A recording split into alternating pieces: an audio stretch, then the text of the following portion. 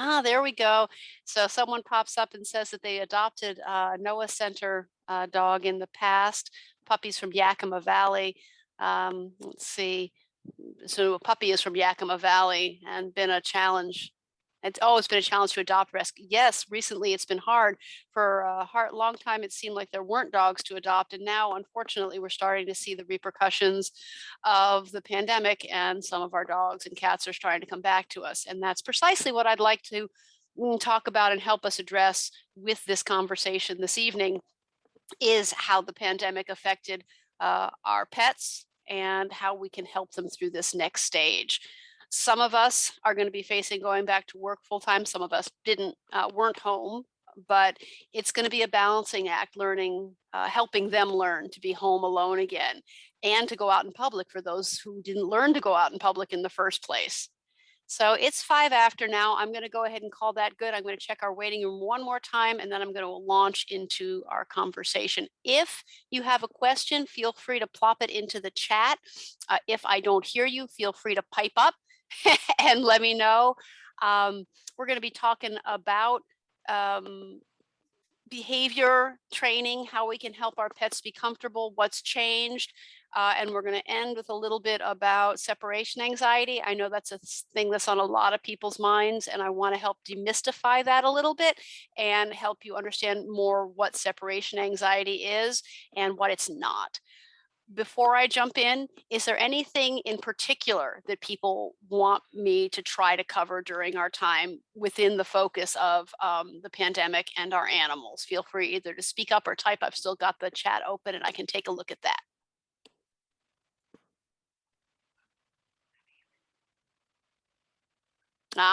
So I see one from M hearing, pup is a COVID pup, has never been left alone. So we really, really need to start helping them learn how to be by themselves, because whether or not we return to the full normal, a lot of us are having to start going out and about. And it's important that our pets know how to be comfortable through that. We don't want to dump them right into it and expect that they're going to be able to catch the swing of it right away. Okay, I see Angela is waiting, and then we're going to jump on in. So we're going to wait till Angela joins us.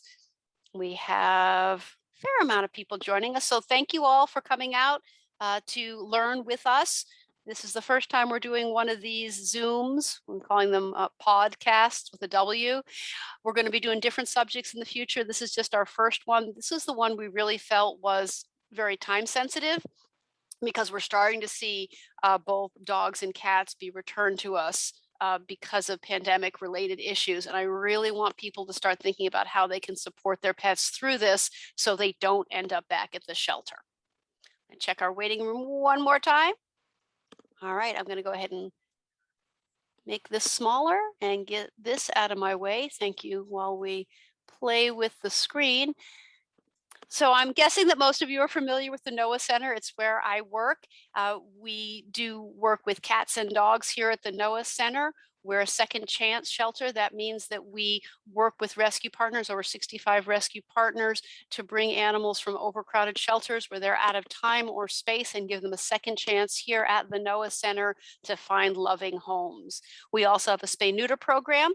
Obviously, all of our pets go home spay-neutered, but we also do a public spay-neuter program and Mom's Last Litter, where folks who may have a cat or a dog who's had a litter, they want to get that cat or dog fixed. We take the puppies or kittens in, we find them homes, and we spay or neuter mom for free and send them back to their homes. Those are the main programs that we have here at the Noah Center. That's supported by a very strong volunteer corps. I'm lucky to work with a lot of really wonderful volunteers over on the dog side and get to interact with some other folks too. So welcome aboard. And here we go.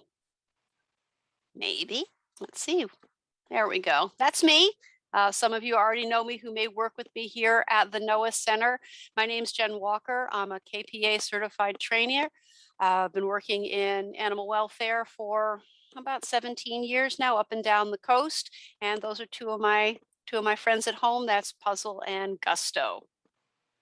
My work has primarily been in companion animal behavior and training, but also in humane education. So I'm thrilled to be able to talk to all of you about educating our pets and keeping them comfortable through these changes. So a little bit of fun.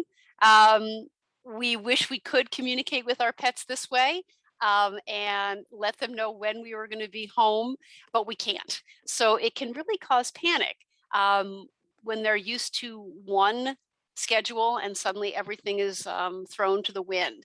And when animals panic, unfortunately, they act out in ways not only that's very stressful for them, that can be stressful for us too. So we want to preempt that and get them comfortable with being home alone again.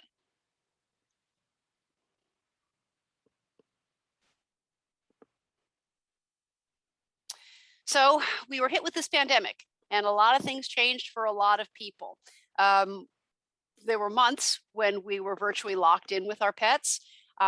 Pets who had been with us before, some of them may have been very comfortable with this, and some of them were uncomfortable. We actually had cats who didn't seem to want us around all that much.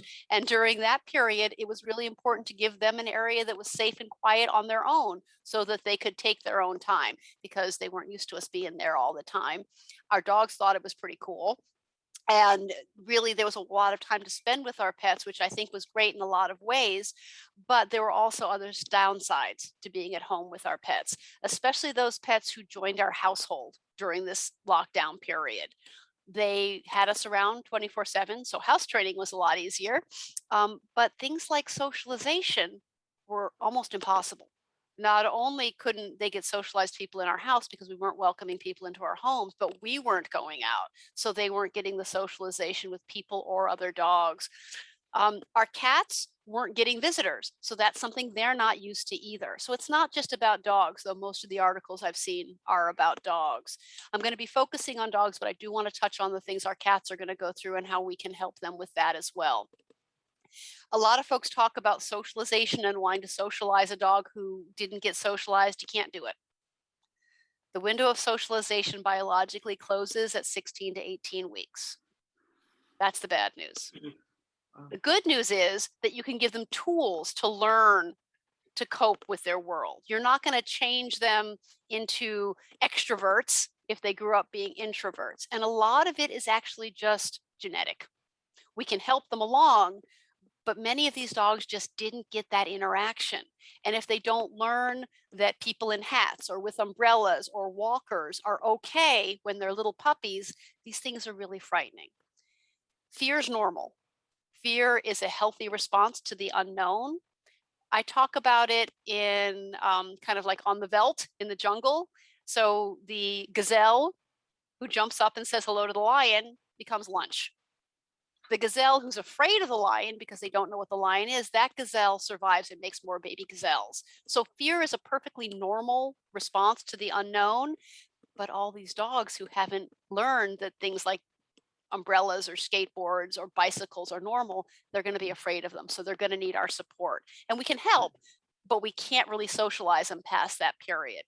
The other problem was that training classes were closed. So basic training, some of it was going on through Zoom. I was helping clients this way, but it's hard. It really is hard to do training this way. So a lot of people meant to do the right thing. They got pandemic puppies and they got ready and they were suddenly faced with the fact that there were no classes to take them to. So the classes are really full now. They are coming back, which is the good news, but we're really behind the 8 ball with a lot of these dogs. They got really used to our company and they just don't know how to be alone right now. So we need to figure out ways to help them. And it's not going to my next screen. Come on, I've got more screens here for you folks. There we go. All right. So this is where a lot of us were. Oh. And it was really great. There were a lot of wonderful things about it, but now we have to work on finding the next thing for them. There's a couple of different challenges I want to talk about. The first is home alone, which I think a lot of people are focusing on. How are our pets going to deal when they're home alone? Then there's out and about, because we've got to get them used to the fact that things aren't as scary as they think they might be. And then there's friendly invasions. These are a lot of dogs and cats who haven't had people coming to visit them. So when we're thinking about these, they're all kind of different and we need to take them on in different steps. We can't expect that just having people come to our house is suddenly going to make our dog comfortable with strangers in public. We have to take them apart.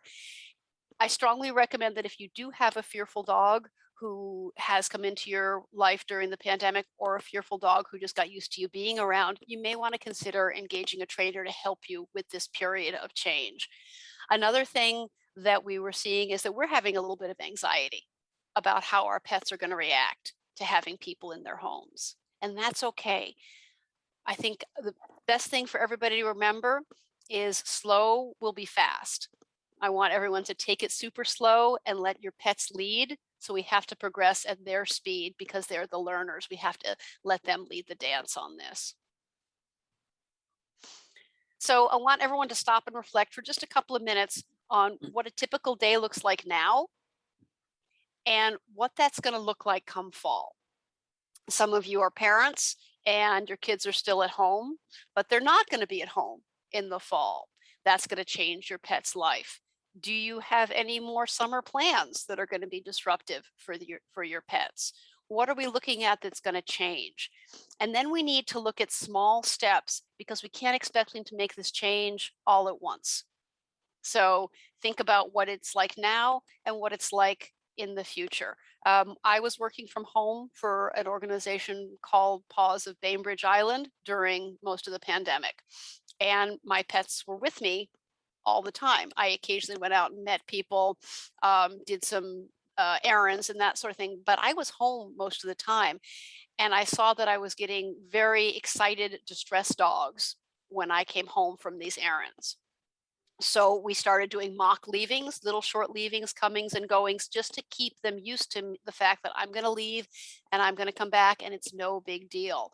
And we're doing good with it, but I let it get away with me. And we really had to do some retraining because I didn't expect that my adult dogs would have this sort of problem. And these were not pandemic pups. So we're going to think about what they're going to need when we're not there. For some dogs, it might mean they need extra enrichment. We're going to talk about enrichment. Maybe they need some extra exercise. Do you need to get a dog walker to come during the day to help them with the transition? And if they've never met this dog walker and they're a pandemic puppy, you want to introduce them slowly. You can't just expect that they're going to accept a new person into their lives. So there are a lot of slow steps we want to take to help our pets get there. Does anyone want to share any particular changes they're going to be seeing in the near future that we can talk through with folks?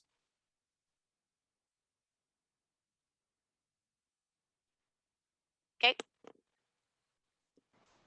I was just gonna say, Callie, one of our dogs that came from Noah, she's a pandemic pup, but she's not. We didn't adopt her during the pandemic. Yeah. But she was born during the pandemic, and she gets very excited whenever we come home, and they do pretty good when we're gone for about 2 hours. But any longer than 2 hours, and then they start to like chew up things and stuff. Okay.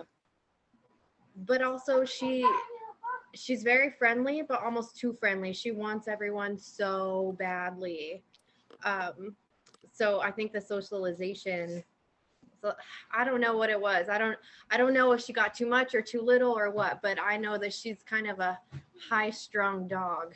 Yeah, and she's a brainy dog. She's a smart girl. So what sort of things are you leaving with her when she's alone? You're doing some enrichment for her to work on, right?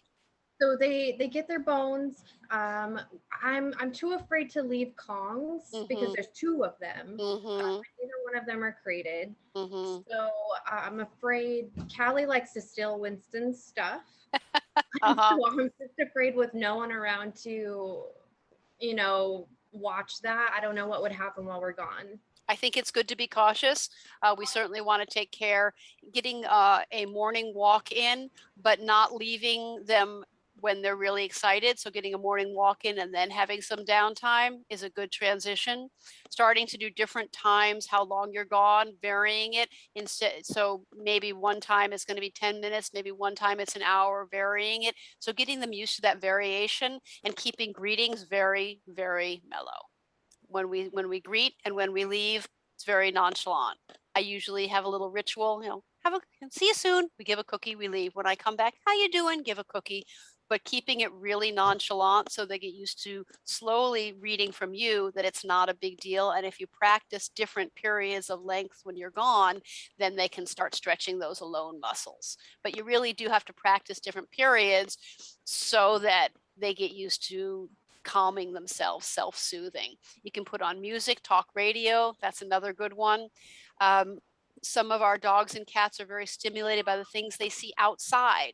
So blinds or moving our pets into the back of our houses where they're not stimulated by all the things going on outside, that can help keep them calm too. So it's kind of individual, but we can certainly talk through some of those things and find what might help them along.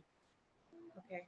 I didn't realize that it was um, not great for them to be so excited whenever we get home, because both of my dogs are very happy when I come home, and they have been home all day with the kids. So it's not like they were left alone.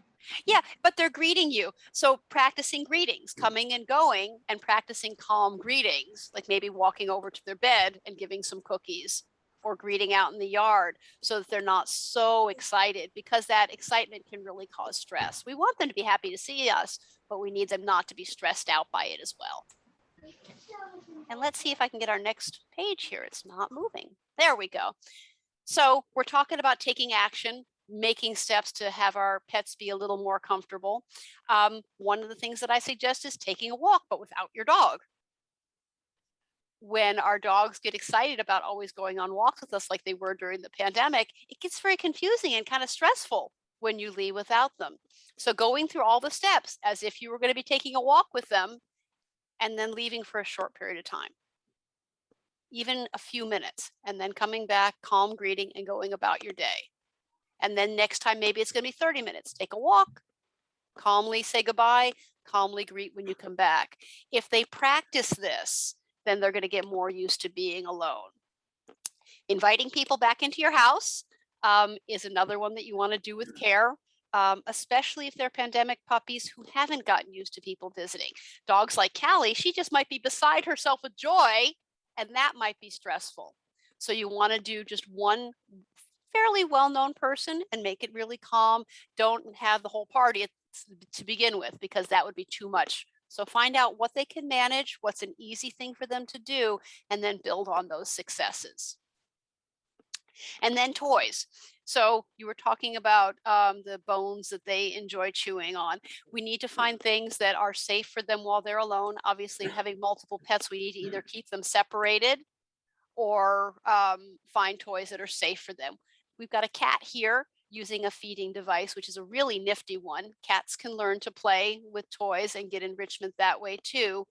And we've got a dog feeding device there too, even if you're doing it before you leave. So giving breakfast from a feeding toy, that's really mentally engaging. They use their brain to get those kibbles or those other yummy things. So they're going to be more tired. So even if you can't leave them with these toys because you have more than one of them, feeding breakfast out of a food toy is going to wear out their brains and get them a little more comfortable when they're by themselves.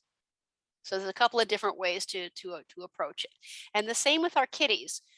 Whether they're pandemic kittens and aren't used to people being there at all, or they're cats who've gotten used to having their own space and not being invaded, they may not be comfortable with visitors coming. So make sure that your cats have ways to get out of traffic. Make sure they've got places to hide. Lots of cats like places that are high up. And ask your visitors not to interact with them unless the cats ask for interaction, because we really want the cats to be leading the dance and letting us know when they're comfortable. Cats can show in some unfortunate ways when they're uncomfortable, and it may not look like stress. It can be litter box issues. It can be scratching furniture. So different cats act out in different ways, and they're not doing it to be spiteful. They're just self-soothing, and we need to see that and help them be more comfortable. So when we have kitties who are scratching inappropriate things, who are having inappropriate elimination, we need to figure out what the root of that problem is and help them with it. So sometimes they need even more supportive measures to help them be calm. Different pets are going to have different needs. We can think of a couple of different supportive ways that we can give them that boost. Some folks have found that things like the flower essences, Rescue Remedy, is a good supportive substance. You can put it in the water, you can put it directly in their cheek. Feel Away or DAP, these are chemicals that mimic the smell of a nursing mom dog or a mom cat. So Feel Away is for cats and DAP is for dogs. And some animals find it very soothing. And you can put it on a collar, spray it on some bedding, or just plugins like you can see there. A dog walker midday can deal with some stress, or kitty TV can be wonderful. I talked before about blocking view from the outside world, but some cats really thrive on that.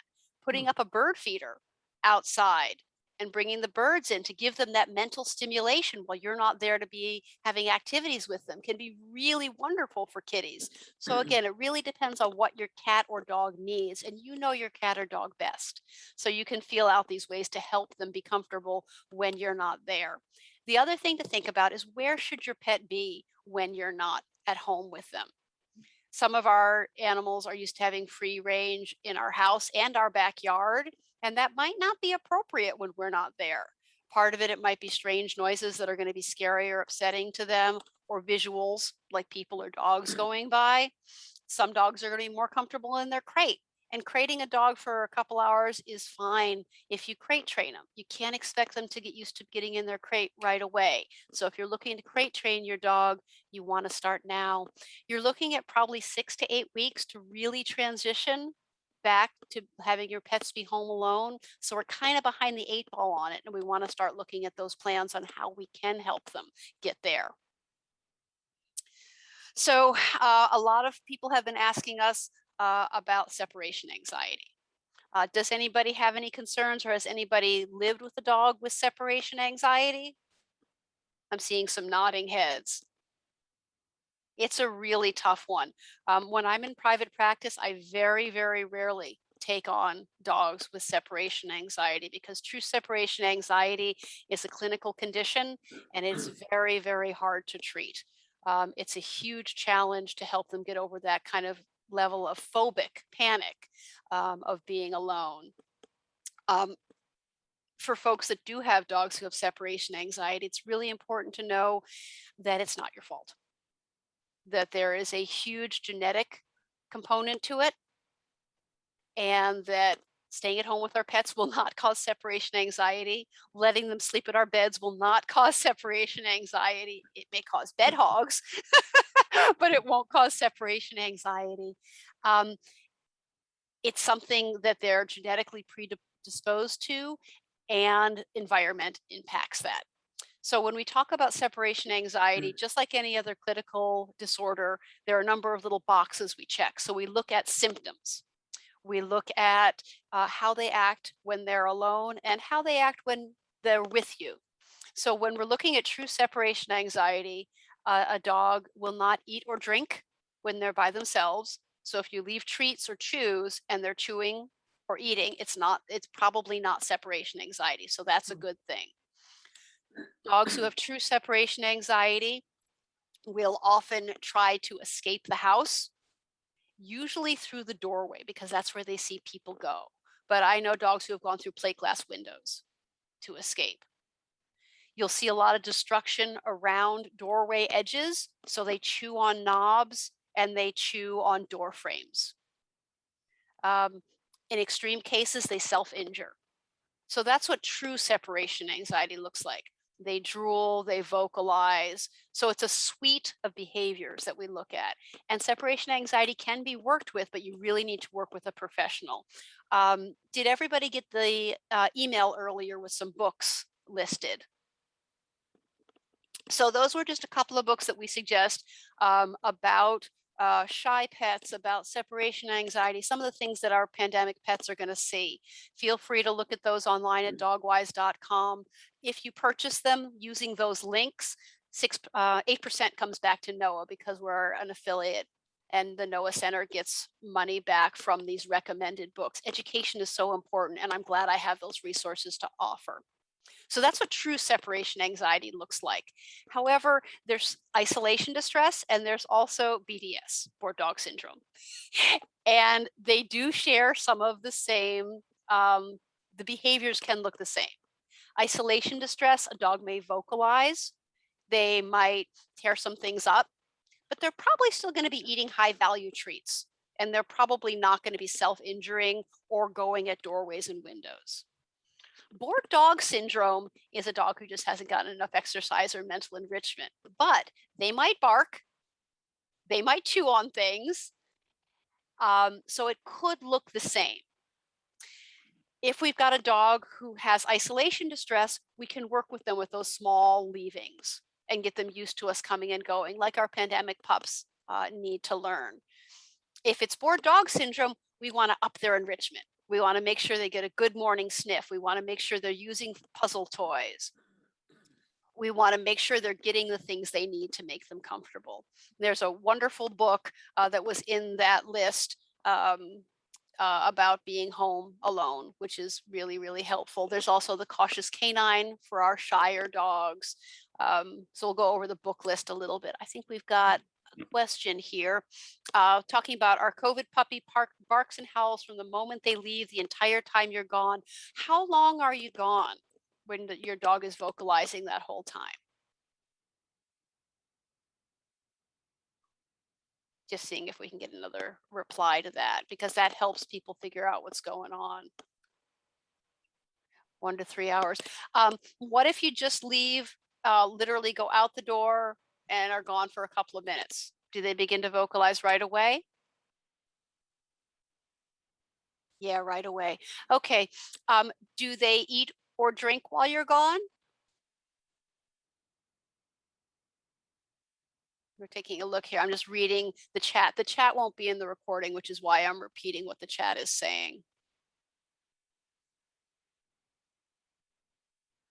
Yep, ignores calls and treats. Okay, you could have a dog who is actually having separation anxiety, and I'd be glad to help you find a trainer to help with that sort of anxiety your pet is having, because it really could be, and that's something you're going to need some assistance. Occasionally, our dogs who are dealing with separation anxiety will also need pharmaceutical support, so it's something you want to talk to your veterinarian about. I'm not a vet; it's not my profession, but I have worked with vets with separation anxiety. Sometimes professionals need to come together to support those pets in a way that one professional couldn't. Just medicating the pet is just going to dampen the symptoms, but sometimes behavior and training, it's going to need the support of some pharmaceuticals as well. It sounds like that could be really going on. Have you worked at all with a trainer yet to try to help your pup?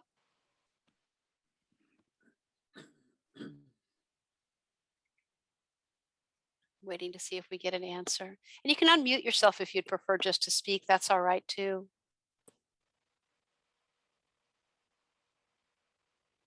Yeah, she's 18 months old, so she's turning into a teenager. So we definitely want to help you reach out to a trainer and help her learn to be home alone and help her be more comfortable with how she's going to have to stretch those muscles. The book I was mentioning is by Patricia McConnell. It's called I'll Be Home Soon. She's a wonderful trainer, and most of her books are very short reads, around 100, under 100 pages. So they're really very informative. I'm going to flip over to those in just a second so you can see what those books look like. If the nice machine will let me. There we go. So these are some of the books that I was speaking about. We're going to see that some of our pandemic pups are a little shyer, and there's nothing wrong with being shy. Like I was saying, fear is a healthy response to new things. Debbie Jacobs deals with fearful dogs. She's a leader in the training industry, and it's a wonderful book. I've had her come and do workshops before. I'll Be Home Soon is that book by Patricia McConnell that I was talking about, how to prevent but also to help treat separation anxiety and learn more about it. When we're talking about our kitties, we need to make sure they have proper enrichment too when we're not around. Scheduling play with our cats so that they get used to, maybe they have 2 play sessions in the morning, they've got a play session when you come home in the evening, and then another play session in the evening will help that transition so they don't feel that they're alone and can't really get that cat energy out, especially if you have pandemic kittens, because they're used to that play. They're used to having you around to play, and playing with a cat to make sure they get what they need out of it is kind of an art as well. If you're working with your kitties, the schedule you want to look at within each play session is going to be play, which is kind of like hunting. Then they're going to get some treats at the end of each play session, and they'll usually groom and then sleep.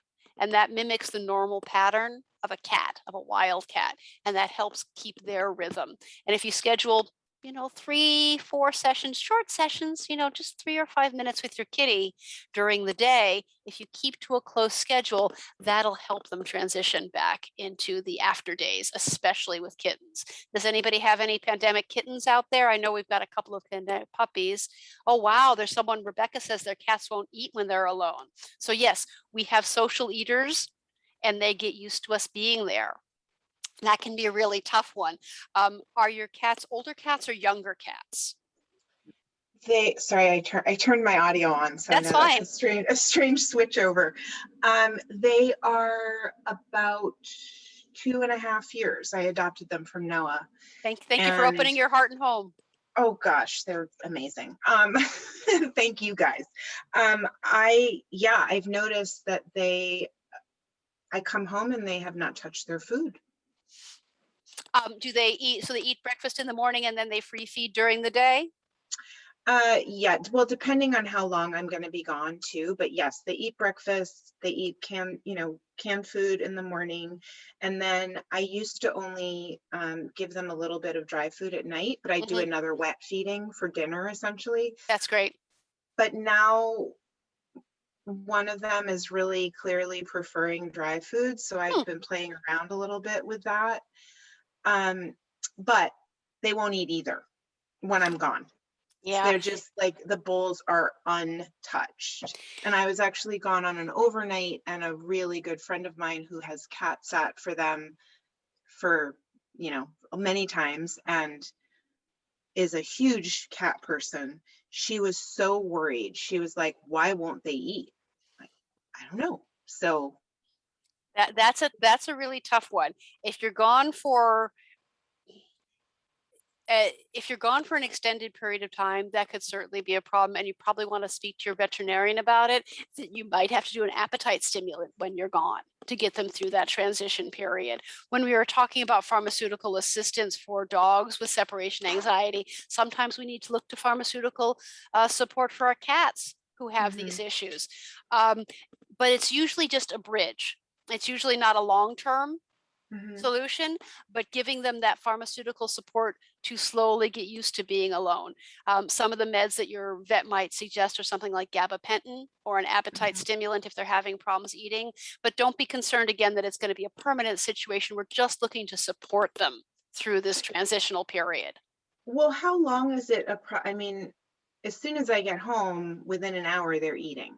So if they don't eat all day, is that really a problem? No, it's not. Okay, but if I'm for a kitten, it would be, but for an adult cat, no, not a problem. No. But if I were to go away for longer than a day and they're not eating, that's probably a concern. I agree.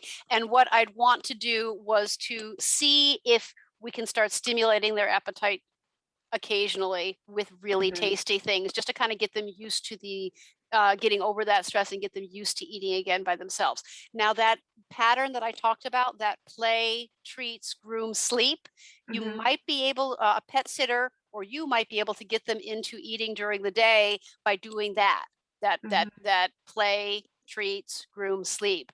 Even coming home at a lunch hour or having someone come by at a lunch hour and doing that with them might trigger their appetite, because it is a natural progression for a feline to do that play, eat, groom, sleep. If you can get them into that pattern, it might get them over it. Okay. It's worth a try. Okay, thanks.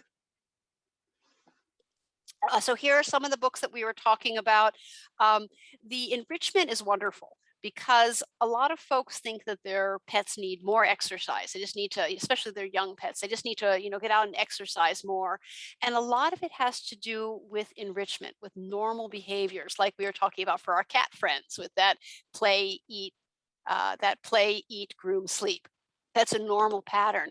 And when they don't get that eat after the play, sometimes we get cats who get kitty aggression because they're not getting to finish that pattern and eat.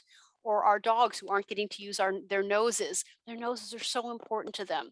When we take dogs for walks here at the shelter, we let them lead with their noses. We want to let them sniff, because they're going to get much more out of sniffing around for 10 minutes than taking a 10-minute run. That's not to say they don't need a balance of both, but that enrichment is really, really important. And it's for our cats and our dogs that we want to see how can we indulge them in their natural behavior so that they feel more calm and more fulfilled.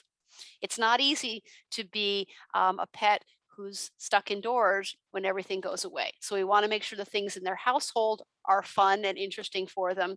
And when we're there, we're meeting their needs too.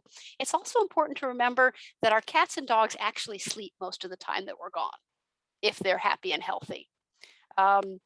Dogs are going to sleep 13 to 16 hours a day, and our cats are going to sleep 16 to 18 hours a day.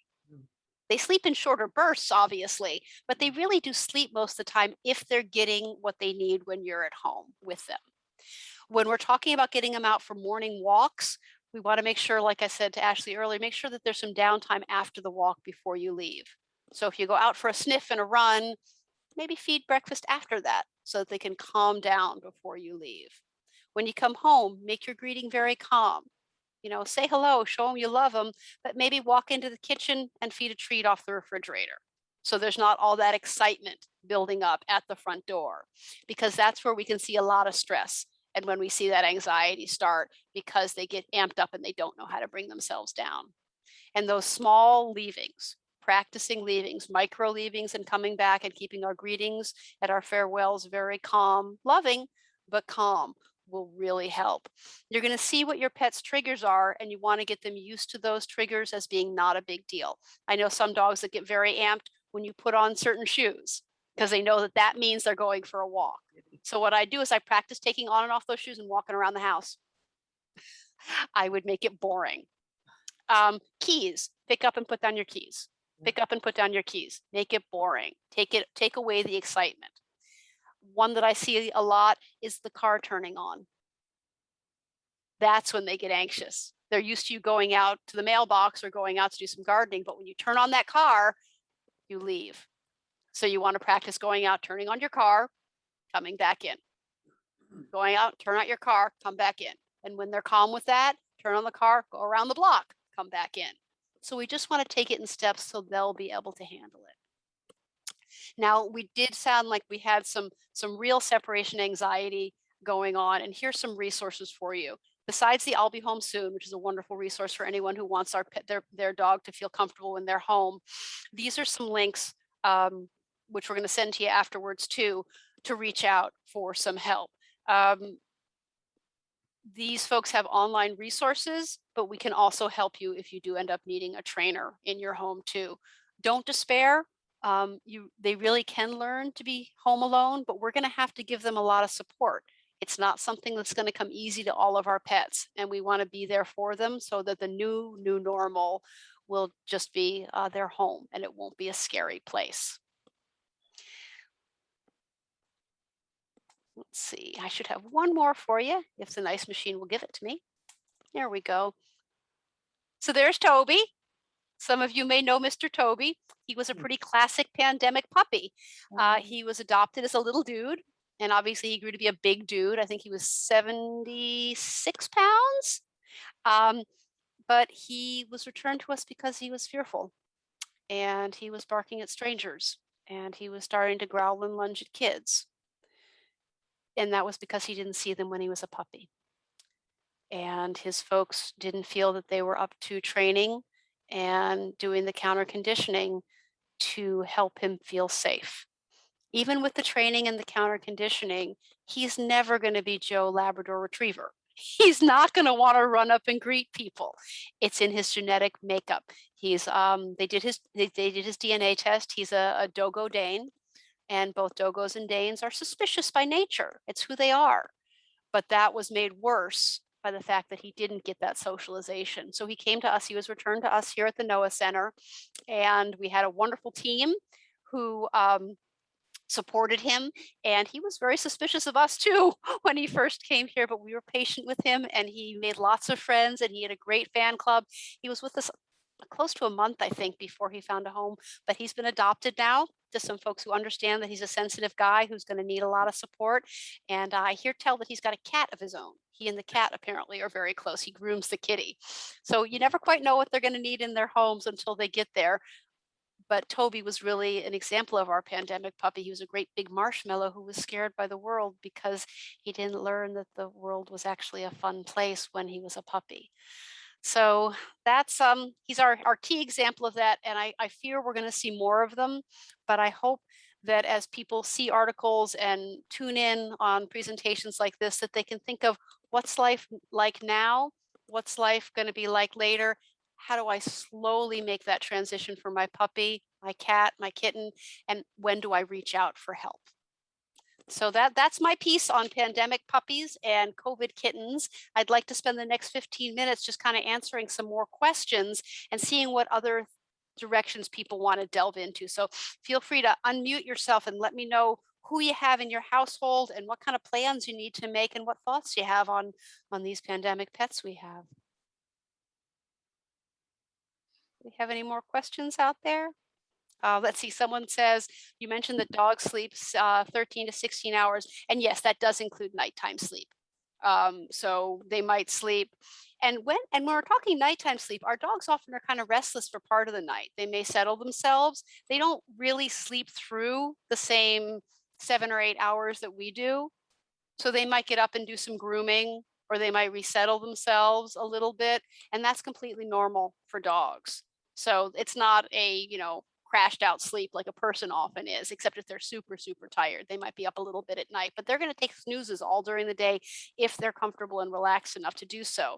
If they're not, then they're going to be cranky like a baby who's not getting enough sleep. And that's something we saw with a lot of our pandemic puppies, is because we were home, they weren't getting enough daytime rest. And we were seeing a lot of cranky puppy behaviors. And there was a really simple answer. It's put the puppy to sleep for a little while and give them some downtime. And we saw that the frantic behavior and the bitey, it disappeared when they got enough sleep, just like a tired toddler. Let's see. Someone, Rebecca, what question do you have for you? I see that, oh wait, we've got some people in our waiting room at this late stage. Oh dear. I'm going to go ahead and let them in so at least they can take part in our Q&A. Pardon me. We just let a couple more people in. We're just wrapping up. We're doing some Q&A. Rebecca had a question. What was your question, Rebecca? I'm just curious if increased aggression is something you see in cats at all with this? Yes. Yeah. When you talk about aggression in cats, it's important to figure out what kind of aggression it is that you're seeing. I see a lot of play aggression happening with cats, and play aggression and overstimulation aggression. So play aggression is when they're playing and then they start playing inappropriately. Maybe they're biting or they're scratching either you or another cat or another dog. Overstimulation aggression is when they can't self-soothe, and when you don't notice their signals letting you know they're getting too aroused, and then they might bite or scratch. What kind of situation were you concerned about? My kids are litter mates, and they were very, very, very bonded when I adopted them and through their first year, and they have become less and less so. They still are, but not the way they were, not like super lovey with each other. The female is very, very, very affectionate with me. She's a lap cat. She's a full body cat, and he is not. And he has gotten very aggressive in his play. And I think he's super athletic, and he's got a ton of energy. And I think some of it is he really wants to still play, like still be bonded with her. And he wants to play in a way that she doesn't. But I've noticed that it's gotten worse. Like right now, he is going after her. She's like asleep in her cat bed, and he just went over to her and started swatting at her and so on. So, and it seems like it's gotten worse. So I don't know if it's because of like the whole pandemic shifting universe, or if it's just general. And but I'd be curious for your thoughts and if there are any good resources for that. Sure. And how old were they? They're young adults now, you said, right? Yeah, they're like 2.5 years, not quite 2.5. Yeah. So they're kind of like 20 somethings. They're kind of stretching their legs, and they're becoming independent individuals, and their needs may not be the same anymore. Has the aggression gotten to the point where there's been any injuries? Injuries, no, but she has, she'll have to hiss and swat him away. Okay. But no, not injuries. What sort of play do you engage with him? You and he, Um, not the two of the cats. just with him alone, you Yep. mean? What kind of play do you and he do? Well, we do laser, we do mouse on a rod, we do, what he changes a lot what he likes. So it's always like I'm constantly trying to figure out what he's in the mood for at any Mhm. given time. Mhm. His latest favorite is chasing a little potato around. So literally like a mini spud. So, So what I what but I what I would suggest with that is to, especially with a cat who's starting to have that play aggression going on, is to schedule specific times when you're going to play with him. So maybe it's twice in the morning, once in the afternoon, and once in the evening. That's kind of what the best case scenario is. But even if it's only twice a day, around the same time, it doesn't have to be, oh, wait, it's exactly time to play with the cat. But, 5-ish in the evening, take time to play with the cat and start working that pattern that I was talking about, where it's play for a while, hunt, hunt, hunt, hunt, then leave some treats and see if he grooms and goes to sleep. so the weird thing about all of this that adds the complication is Mhm. that she's like super lovey, affectionate, but she Mhm. also loves to play. Mhm. So she just doesn't like to play with him. She wants to play and he wants to like roll around and wrestle. I mean, I think he needs a dog, essentially. He might. We were just talking about Toby. He's got a cat now. Yeah. So he might need another companion. But Yeah. trying to do that pattern where he's getting treats, because that Hmm. sometimes completes it. When we have like Okay. when you have laser pointer play, they don't get to complete that pattern because they never get to catch the thing, and they Right. certainly don't get to eat the thing. And that's what they're Okay. hardwired to do: catch and eat. So Okay. they want to stalk things, they want to catch them, and then they want to eat them. After that, Okay. they should groom and take a nap. And getting them back into that pattern often takes care of some of the aggression issues. Also, upping the enrichment, get some kitty TV going on. A bird Yeah. feeder might be helpful, but they can see, and also vertical space. So making sure they Yeah. have enough vertical space. Cats really like to get up high. That sometimes Okay. helps too. Okay. Okay. Thank you. You're welcome. And my contact information, um, is I think was in the email that went out to you. So I'm glad to give more pointers and more information. If that doesn't work, I can even try to hook you up with a local feline specialist. I'm not doing private practice right now. I'm too busy at the NOAA Center taking care of the pets here, but I can certainly Okay. help people find professionals to help them in the home. We've got a great local professional, Shannon Finch, of Animal Kind, who does a lot of work with cats and horses too. So we have the professionals to help them with that change. But try the play sessions first and see if you see a change, and drop me an email and let me know. I'd be glad to hear how they're doing. Okay. Thank you. Do you have, you have Stacy's name up on there on your Yeah, Zoom. It's So Stacy's account. It's Stacy's account. She's our executive director. My name's Jen Walker. Jen Walker. Yep. Okay. And I think Okay. it was also in the email. I'm our dog care coordinator, but I also help our felines here as well.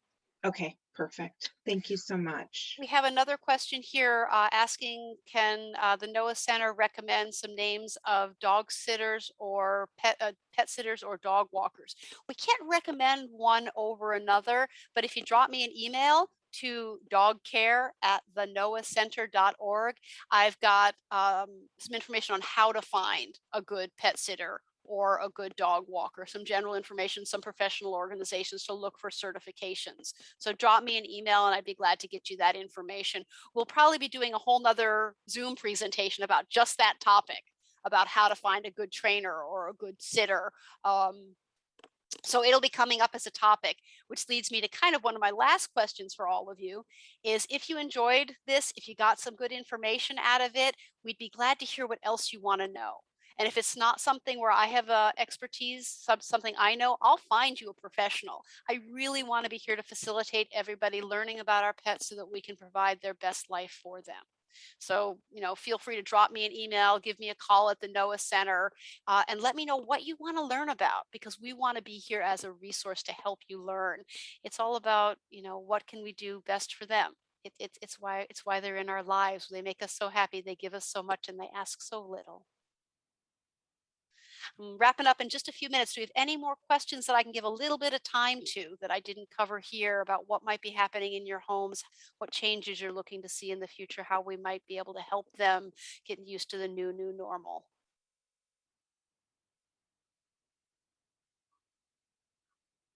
Not seeing any hands. Anybody trying to unmute, they can certainly mention it in the chat. Okay, so thank you folks for coming out, being a part of our first presentation in this format. I look forward to a time when I can invite you all to the NOAA Center and you can come and sit with us and we can talk about this stuff together. Moving forward, we'll be doing new adopters sessions to come and talk about our new cats and our new kittens and dogs and puppies so we can learn together again. Again, you know, the cats and the dogs, they're our best teachers. They're always talking. We just need to learn how to listen. But we'll be doing this in person when we can, but we'll be doing this in Zoom format on a monthly basis. And we'll be looking for topics. Finding pet professionals is one of them. We're going to be doing one on disaster preparedness for people with pets. We're looking for more topics and we certainly want to present what you want to learn. So do drop me an email, give me a call, let me know what you want to learn and I'll find the information for you. Almost wrapped up now. Any last minute questions? We'll be sending out an email to all of those who registered through the NOAA Center with some follow-up links and follow-up emails. We won't spam you with anything else, but I do want to send you these links so that you'll have both my contact information and how to get some of those books. A few of the books were in that welcome email that we sent out this afternoon, but I'm glad to hunt you down more information. If you happen to be in the neighborhood, the NOAA Center is open 7 days a week. We have copies of the books at our front desk. The matchmakers are glad to share these samples with you so you can check them out and see which book might be right for you. And if none of those books are right, I can help you find another good one. Before I was in sheltering, been doing this 15, 17 years, I worked in bookstores. So books are near and dear to my heart, and I'm glad to find folks resources. Thank you all for joining us this evening. And for those that joined us late, that were stuck in the waiting room, I'm sorry about that. We did record this, so it'll be going up on our website and you'll be able to watch the webinar and check out the information and the slides that we had. And I'll be sending anyone who registered the information and the link so that you can check them out. But please do reach out and let us know how we can be of help. Thank you guys for the care you give and thank you for spending an hour with us here at the NOAA Center. Thanks, Jen. Thank you, folks.